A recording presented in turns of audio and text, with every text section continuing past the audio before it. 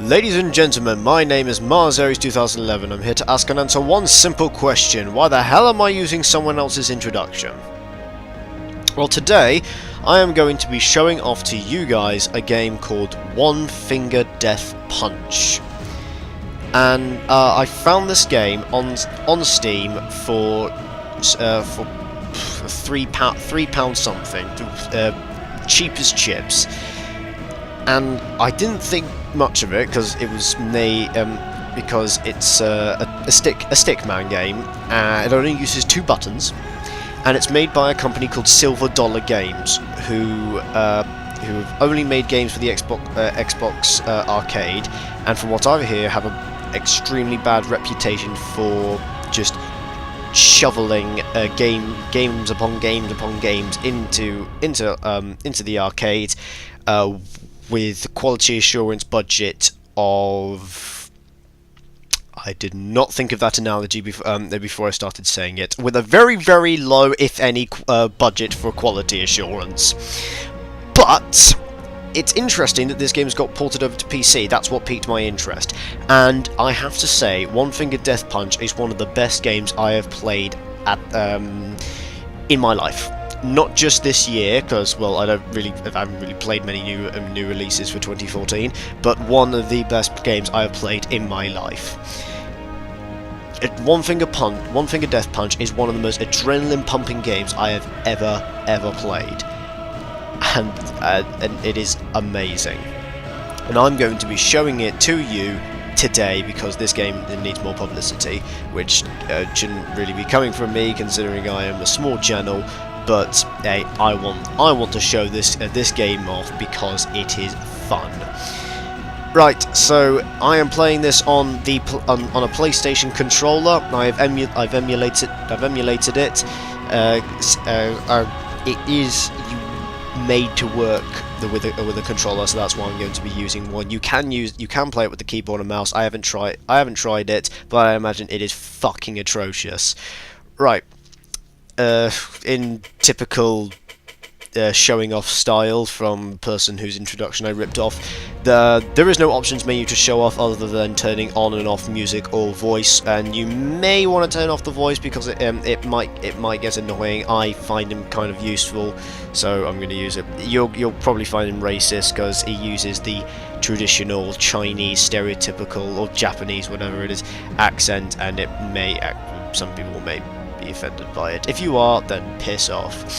So One Finger Death Punch is a game in which you have to fight hordes and hordes of enemies using only 2 buttons. You can only punch left and right. You cannot move. The only way you can move is by punching. It is made to be like one of those martial arts films where the guy has to fend off against hordes and hordes and hordes of baddies, kind of like where in Kill Bill, where the bride has to take down the crazy 88. Right, menus. We have play.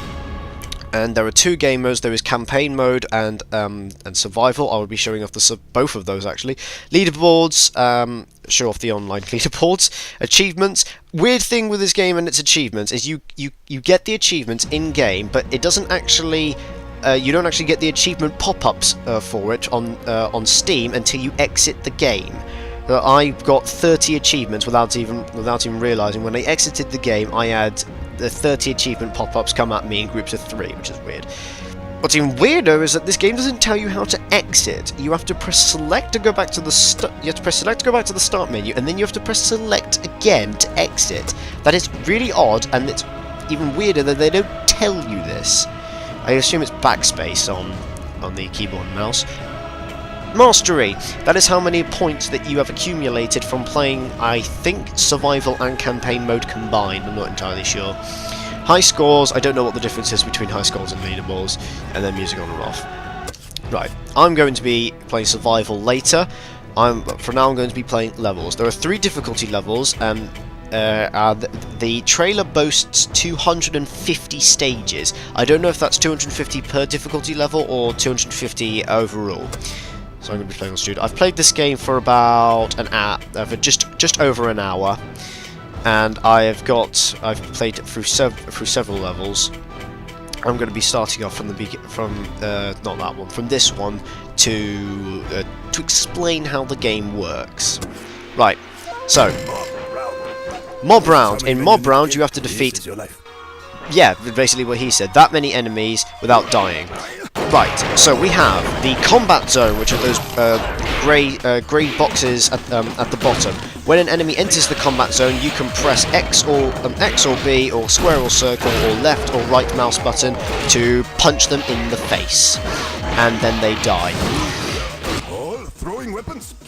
And that's pretty much what the game is, really. But it sounds boring, but it does actually progress. It doesn't get tedious only having 2 buttons to fight with. It sounds like it would get tedious, but it doesn't. I'm doing so badly. It sounds like it would get tedious, but it doesn't. It is amazing. You get medals if you depending on how many times you missed. Platinum if you get 0 misses. I got 2 misses there, so I got gold, and then so on and so forth.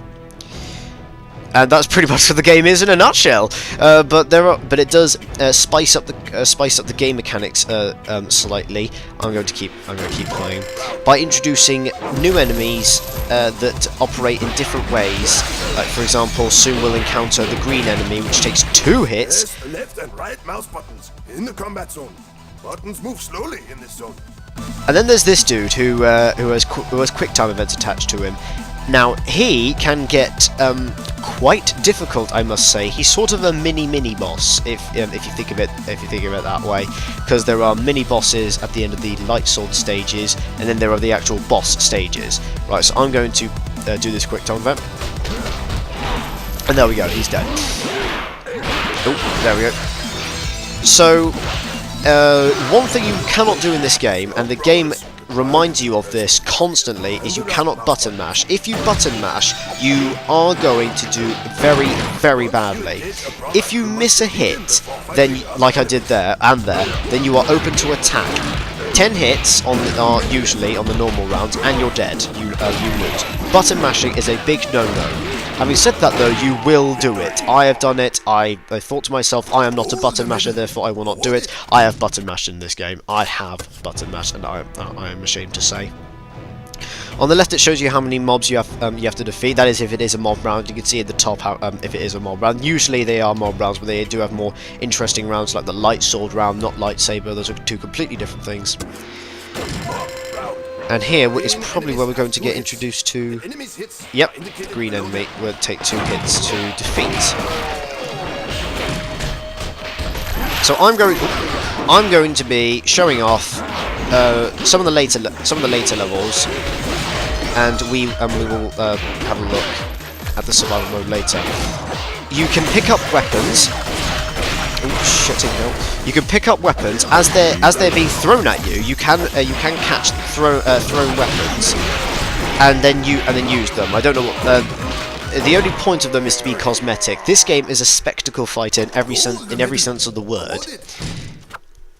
Weapons, you can find weapons lying on the floor, dropped by enemies. The thrown weapons, such as the daggers and the bows, are extremely useful, since they can kill any enemy, I think any enemy, in 1 hit, including the guys that could dodge your attacks, which are super annoying. With regards to how cosmetic, how much of a spectacle fighter this game is, you get a different fighting style in each level. I don't know if it's pre-coded which fighting style you have, but there are several different fighting styles. There's the praying mantis, the Shaolin tiger, there's the clawing eagle, the drunken fist, and a couple of others which I've probably forgotten. Oh, and the crane, the something crane. They don't do anything, since all you have to do is just press X and B or square and circle to attack. They just change the animation of your character, which is stop motion, but it is still amazing to watch. It's kind of difficult to watch since you're supposed to be paying attention to when to press X and B or whatever, but it does get ridiculous. There are skills in the game. I've unlocked only 2 at the moment. I don't know how you unlock skills. It doesn't explain that very well. I think it is just by playing through the game. And I believe you can only have 3 skills equipped at once. With these tokens on the right there, you can place those on which skills you want. Currently, I have every bow comes with 2 additional arrows, and every dagger comes with 2 additional daggers. Right. Those hopefully I'm explaining the game well. These are very easy levels, so there wasn't much adrenaline rushing there, but towards the later levels there will be. Oh, there will be. An interesting mechanic this game has. I'm going to go into this level. If you see in the top left there is a speed counter. That speed is how quickly the game is how quickly the game runs. So obviously the faster it is, the faster it will be. If you do well, that will increase, so the game will get faster and faster. If you do poorly in a level, it will decrease. The game will get slower. But this speed, the speed at which the game runs at, carries in between levels. So later levels will become more difficult by being faster if you do well in earlier levels. And if you really are struggling, then the game will get slower, making the later levels even easier. And that is really, really interesting. Currently I'm running at what, 200 something percent, so the game is running at double the normal speed, and that speed will never go below 100%. You cannot go slower than the default speed. And it is really interesting, and it does get rather hectic. These blue enemies dodge your first hit. They take 2 hits to kill. They dodge your first hit. Even though you missed, that is counted as a hit, which kind of confused me because I am doing so badly. This is a game that requires the utmost concentration. The quick time events you see are starting to get a little bit more complex, but they will get very, very difficult. There are quick time events that last for fucking ever. Victory speed up, so it's going to increase in speed 230%. Right, I'm going to show you a new game mode. It's called Light Sword. In Light Sword, you are a badass, and you face a mini boss at the end.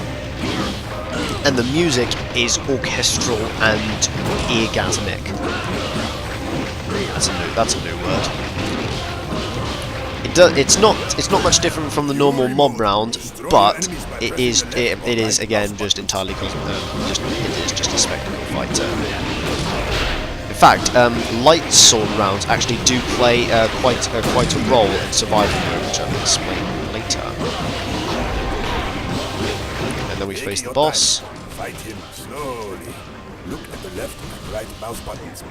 And that's pretty much just about as complicated as the quick time events can get, but they do get faster. That is something. They get much faster during the later levels, which I will play one right now, and do poorly, no doubt. I will play. I don't know what speed round is. I haven't played speed round. I'll play this one. 70 mobs, 213%. Let's see what happens. Right, these guys dodge, double hits. There is a special weapon called I don't know what it's called actually, a spiked ball, which you can kick around the stage. There it is there! Oh, come on, I want it! Oh, you can kick that around the stage and it will bowl people. Oh, fuck me, what happened? Below the ground. You are too slow, and you will take a damage. Well, I did poorly. There it is.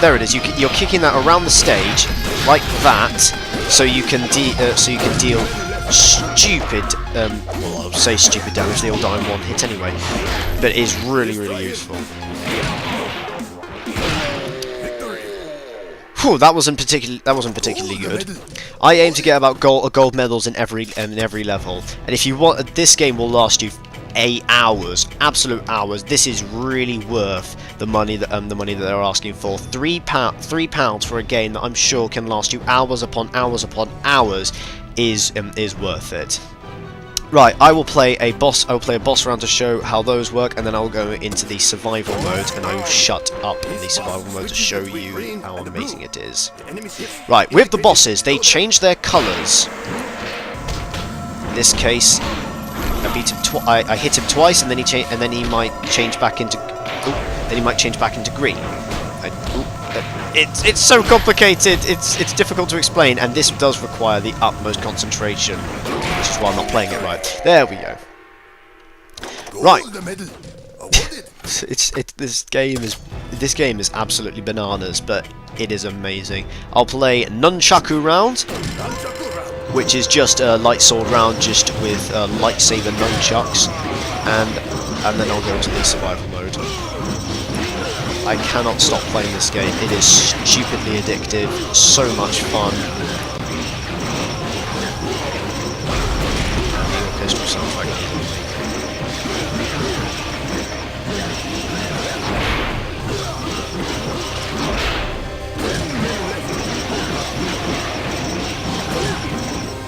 Now for the boss.